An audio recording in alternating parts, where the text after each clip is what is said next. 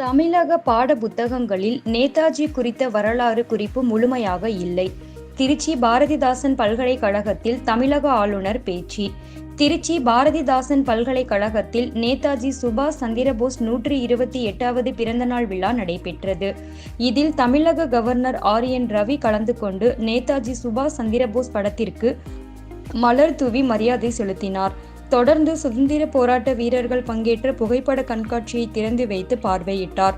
அதனைத் தொடர்ந்து தியாகிகளை கௌரவப்படுத்தி விழா பேருரையாற்றினார். அப்போது தமிழ்நாட்டிற்கும் நேதாஜிக்கும் நெருங்கிய தொடர்பு உள்ளது. ஆனால் தமிழ்நாட்டில் உள்ள பாட புத்தகங்களில் கூட நேதாஜி குறித்து வரலாற்று குறிப்புகள் முழுமையாக இல்லை.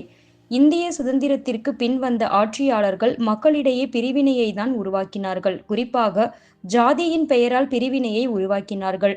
ஒரு தலித்தால் பஞ்சாயத்து தலைவராக முடிவதில்லை. அதையும் மீறி தேர்ந்தெடுக்கப்பட்டாலும் அவரால் அந்த பதவியில் இருக்க முடிவதில்லை.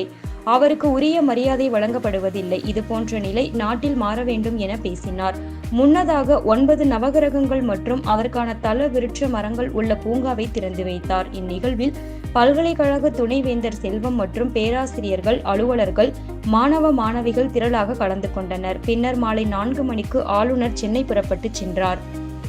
Netaji contributed towards early exit of the British from India and our independence was admitted by none other than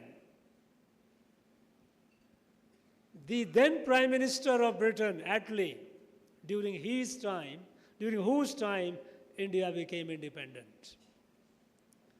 You know, in 1956, when Attlee was no longer the Prime Minister, he was a parliamentarian in British Parliament. He was on a visit to India.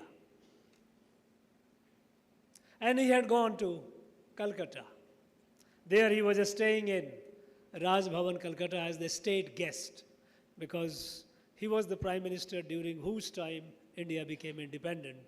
And when he visited, he was accorded due respect. And when he was staying in the Raj Bhavan, Calcutta, at the time, the acting governor of West Bengal was Chief Justice of Calcutta High Court,